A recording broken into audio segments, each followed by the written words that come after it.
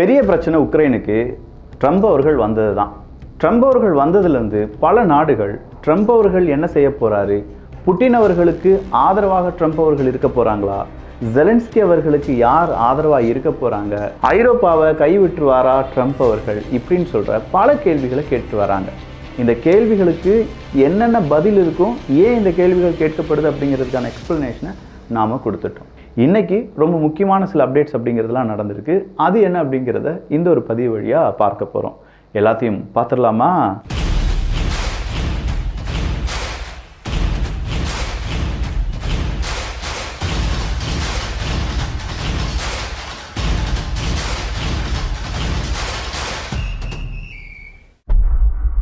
ஐரோப்பிய ஒன்றியம் கரெக்டாக நீங்கள் தமிழ் பொக்கிஷத்தில் ஒரு 2 தினங்களுக்கு முன்னாடி ஒரு வீடியோ பதிவு பண்ணியிருப்பேன். ஐரோப்பிய ஒன்றியம் வர்சஸ் அமெரிக்கா அப்படிங்கிறது தான். ஏன்னா டொனால்டு ட்ரம்ப் அவர்கள் ஐரோப்பிய ஒன்றியம் அவருடைய ஃபாரின் பாலிசியிலே இருக்காது, ஆசியா தான் அவங்களுடைய ஃபாரின் பாலிசியில் முக்கியமான விஷயமா இருக்க போகுது அப்படிங்கிறத தெளிவுபட சொல்லியிருந்தேன். ஒருவேளை நீங்கள் ஒரு வருஷத்தில் அதை உணர்வீங்க. ஏன்னா ஐரோப்பிய ஒன்றியத்தை பொறுத்த வரைக்கும் ஐரோப்பிய ஒன்றியத்தை நம்பி அமெரிக்காவுக்கு இனிமேல் எதுவுமே இல்லை. ஆனால் ஆசியாவை நம்பினால் மட்டும்தான் அமெரிக்காவை பொறுத்த வரைக்கும் அவங்களுடைய வல்லரசு பதவியிலிருந்து அவங்களுக்கு தேவையான பொருட்கள் வர ஏற்றுமதி இறக்குமதி அப்படிங்கிறதெல்லாம் செய்ய முடியும். ஸோ இதுதான் சிச்சுவேஷன் அப்படிங்கிறத டொனால்டு ட்ரம்ப் அவர்கள் நல்லாவே புரிஞ்சிருந்திருப்பார். ஏன்னா டொனால்டு ட்ரம்ப் அவர்கள் பேசிக்காகவே ஒரு பிஸ்னஸ் மேன். அந்த பிஸ்னஸ் மேன் என்ன மைண்ட்லேருந்து யோசிப்பார் அப்படிங்கிறத ஒரு பிஸ்னஸ் மேனால் மட்டும்தான் உணர முடியும். அவரை பொறுத்த வரைக்கும் அமெரிக்காவில் நல்ல பிஸ்னஸ் நடக்கணும். அவர் வந்திருக்கக்கூடிய அதிபர் அப்படிங்கிற அந்த பதவியில் இருந்து எந்த மாதிரியான பிஸ்னஸை அமெரிக்காவுக்கு கொண்டு வர முடியும், அவங்களுடைய பிஸ்னஸை எப்படி எக்ஸ்பேண்ட் பண்ண முடியும் அப்படிங்கிறத பற்றி மட்டும்தான் யோசிப்பார். ஆனால் இந்த இடத்துல ப்ரைவேட் செக்டாரை மட்டும் வளர்த்து விட வேண்டும் அப்படின்னு சொல்லி டொனால்டு ட்ரம்ப் அவர்கள் யோசிப்பாரான்னு கேட்டால் அதுதான் இல்லை. அவரை பொறுத்த வரைக்கும் மோனோபோலி அப்படிங்கிறது எதுலேயுமே இருந்துடக்கூடாது அப்படின்னு சொல்லி யோசிப்பார். அதனால தான் டீப் ஸ்டேட் அப்படிங்கிற கான்செப்ட் டொனால்டு ட்ரம்ப் அவர்களுக்கு எதிரானது அப்படின்னு சொல்லி இன்றைக்கும் நம்பப்படுகிறது. சரி, இப்போ இருக்கக்கூடிய சிக்கல், ஐரோப்பிய ஒன்றியத்தில் இருக்கக்கூடிய நாடுகள் எல்லாருமே டொனால்டு ட்ரம்ப் அவர்கள் அதிபராக பதவியேற்ற அடுத்த தினத்திலிருந்து பயப்பட ஆரம்பிப்பாங்க. ஏன்னா எப்போ வேணாலும் டொனால்டு ட்ரம்ப் அவர்கள் உக்ரைனுக்கு நாங்கள் உதவி செய்ய மாட்டோம், எங்களுடைய ஃபண்ட் எல்லாமே நிறுத்தப்படுகிறது அப்படின்னு சொல்லிட்டாங்கன்னா என்டையர் உக்ரைனை பாதுகாக்க வேண்டியது ஐரோப்பிய ஒன்றிய நாடுகள், அவங்களுடைய படைக்கு அது ஒரு பெரிய சவாலாக மாறிடும். அப்போ அந்த சவாலுக்கு ஐரோப்பிய ஒன்றியம் தயாராக இருக்கிறதா அப்படிங்கிறது தான் இப்போ ஐரோப்பிய ஒன்றிய ஒஃபிஷியல்ஸ் கேட்கக்கூடிய கேள்வி. இது கேள்வியாக மட்டும் இல்லாமல் கொஞ்சம் பேர் ப்ராக்டிக்கலாக யோசிக்க ஆரம்பிச்சிருக்காங்க. ஐரோப்பிய ஒன்றியத்தினுடைய படை, அவங்களுடைய இராணுவ வீரர்கள் இனி உக்ரைனை பாதுகாப்பதற்காக நேரடியாக உக்ரைன் யுத்த களத்தில் புகுந்து அவங்களுக்கு தேவையான உதவிகள் எல்லாமே செஞ்சால் மட்டும்தான் உக்ரைனால் சஸ்டெயின் பண்ண முடியும். இதுக்கு மேலே நாட்டோ படைகளினுடைய உதவிகளை அமெரிக்கா நிறுத்திவிடும் அப்படின்னு சொல்கிறதுனால ஐரோப்பிய ஒன்றிய இராணுவ வீரர்கள் இதற்கு தயாராக இருக்காங்களா அப்படிங்கிற அடுத்த கேள்வியுடன் பல நாடுகளும் அந்த பதிலை தேடி காத்து கொண்டிருக்கிறார்கள். ஐரோப்பிய ஒன்றியம் அமெரிக்கா பிரிவடையும் போது, இல்லாட்டி அவங்களுடைய அந்த உறவில் விரிசல் வரும்போது உக்ரைனுக்கு மேலும் சிக்கல், உக்ரைனுக்கு மேலும் ப்ரெஷர் அப்படிங்கிறது அதிகரிக்க போகிறது அப்படிங்கிறது இதிலிருந்து நம்மளால் பார்க்க முடியுது. அப்போ ஜாப்ரோசேஷியா அணுமின் நிலையம் அப்படிங்கிறது ஐரோப்பாவிலேயே ரொம்ப பெரிய அணுமின் நிலையம் அப்படிங்கிறதுலாம் நமக்கு தெரியும்.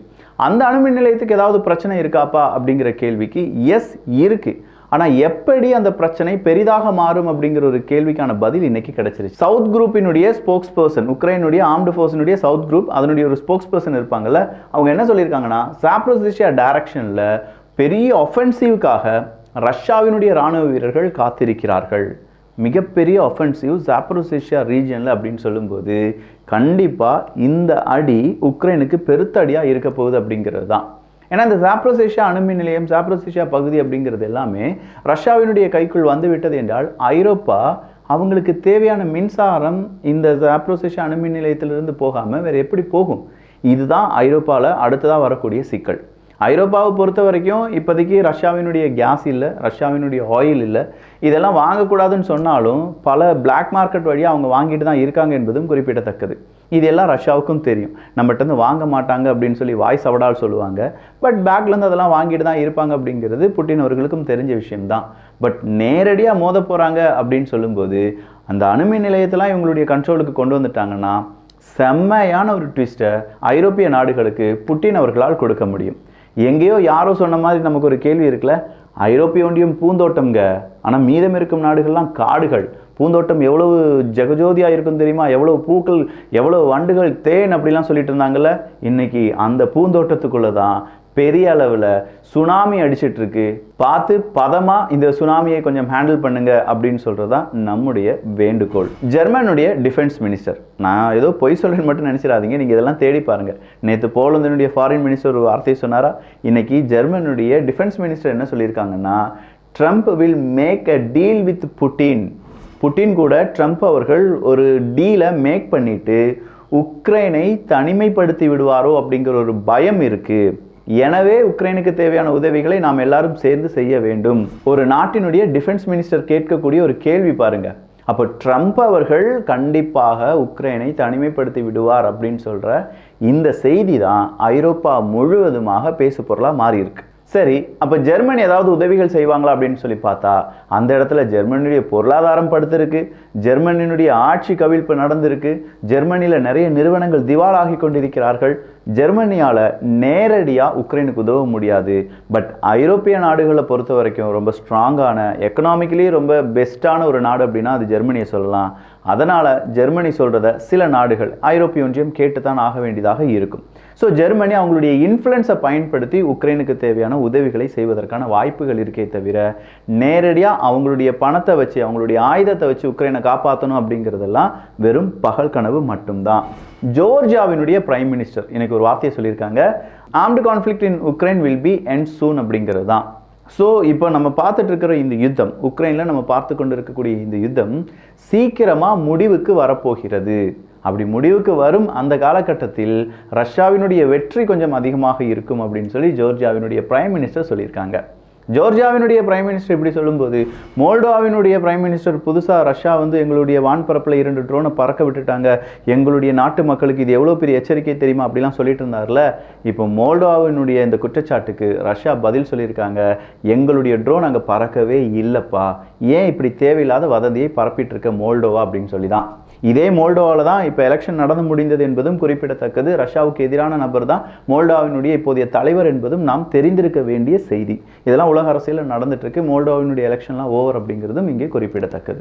சரி, அப்போ மோல்டோவாவை பற்றி நம்ம பேசிட்டோம். நேராக புட்டின் அவர்கள் அடுத்ததாக யார் கூடலாம் கான்டாக்ட் வச்சுக்கிறாங்க அப்படின்னு பார்த்தா, வடகொரியாவுக்கு இன்னும் புட்டின் அவர்கள் என்ன செய்ய போறார் அப்படிங்கிறதும் தெரியல. சீனா கூட பெரிய அளவில் ஒரு கான்டாக்ட் வச்சிருக்காங்க அப்படின்னு சொல்றாங்க. இன்னைக்கு அமெரிக்கா மற்றும் சில நாடுகள் ரஷ்யாவை பார்த்து பயப்படுவதற்கான காரணம், இத்தனை வருடங்களாக பெரிய அளவில் சப்போர்ட் இல்லாமல் ரஷ்யா தனிமையாக இந்த யுத்தத்தை நடத்துவது அப்படிங்கிறது தான். அப்போ இந்த கர்ஸ்க் ரீஜன்ல பெரிய அளவில் ரஷ்யாவுக்கு பிரச்சனைகள் வந்து விட்டது அப்படின்னு சொன்னா கூட இன்னைக்கு செல்ஃப் ப்ரொபல்டு கன் அப்படிங்கிறது இந்த கர்ஸ்க் ரீஜனில் ரஷ்யாவால் நிலைநிறுத்த வைக்கப்பட்டிருக்கிறது. ஸோ ரஷ்யா இந்த கர்ஸ்க் ரீஜனில் விட்டுட்டு போகலை. இங்கே இருக்கக்கூடிய கர்ஸ்க் ரீஜனில் உக்ரைனுடைய போர் வீரர்களுக்கு, இராணுவ வீரர்களுக்கு எதிரான தாக்குதலில் ரஷ்யா தீவிரமாக ஈடுபட்டு வருகிறது அப்படிங்கிற அந்த செய்தியும் நம்ம அப்டேட்டாக பார்க்கலாம். இந்த செல்ஃப் ப்ரொபல்டு கன் அப்படின்னு சொன்னால இதை மால்வா அப்படின்னு சொல்லுவாங்க. ஃபர்ஸ்ட் டைம் இந்த மால்வா அப்படிங்கிற செல்ஃப் ப்ரொபல்டு கன் அப்படிங்கிறத ரஷ்யா பயன்படுத்துவதாக செய்திகள் வெளியாகி இருக்கிறது. சரி, அப்போ ரஷ்யாவினுடைய ஊடகத்திலேருந்து இன்னொரு செய்தி வந்திருக்கு. எப்பா, இப்போ நம்ம அமெரிக்க அதிபர் தேர்தலை பார்த்துட்டோம், அதில் டொனால்டு ட்ரம்ப் அவர்கள் ஜெயிச்சிட்டாரு. அடுத்த அமெரிக்க அதிபர் தேர்தலில் என்ன நடக்க போகுது அப்படின்னு சொல்லி கேட்டிருக்காங்க. வேற என்ன, ஜேடி வான்ஸ் அவர்கள் பிரசிடென்ட் கேண்டிடேட்டாக நிற்க போகிறார். ஸோ அடுத்த அமெரிக்காவினுடைய பிரசிடென்ட் ஜேடி வான்ஸ் அவர்கள் தான் அப்படின்னு சொல்கிறாங்க. கரெக்டு தான். வைஸ் பிரசிடெண்ட்டாக இருந்தவங்க தான் அடுத்ததாக பிரசிடென்ட் கேண்டிடேட்டாக மாறுறாங்க. அதுக்கு விதிவிலக்காக நம்ம யாரையுமே சொல்ல முடியாது. ஜோ பைடன் அவர்களும் ஒரு கட்டத்தில் வைஸ் பிரசிடெண்ட்டாக இருந்தார். கமலா ஹாரிஸ் அவர்களும் வைஸ் பிரசிடெண்ட்டாக இருந்தாங்க. ஹிலாரி கிளின்டன் எடுத்து பார்த்தீங்கன்னா அவங்களும் ஒரு முக்கியமான ஒரு பொறுப்பில் இருந்தாங்க. அப்போ இது எல்லாமே பார்க்கும்போது யார் பிரசிடென்டினுடைய அடுத்த பொறுப்பில் இருக்காங்களோ அவங்க அடுத்த அமெரிக்க அதிபர் தேர்தல் கேண்டிடேட்டில் இருக்காங்க அப்படிங்கிறது இப்போது வலம் வந்திருக்கக்கூடிய செய்தி. அப்போ இதை புட்டின் அவர்கள் என்ன சொல்கிறாங்கன்னா, இப்போவே நம்ம ஜேடி வான்ஸ் அவர்களை பார்த்து வைத்துக் கொள்ளுங்கள், அவர் தான் அடுத்த அமெரிக்காவினுடைய பிரசிடென்ட் அப்படின்னு சொல்லி அவருடைய கருத்தை பதிவு செஞ்சிருக்கிறார். சரிப்பா, இப்போ ரஷ்யா கூட சில நாடுகள் உதவி செய்கிறார்கள் அப்படிங்கிறது தெரியும்.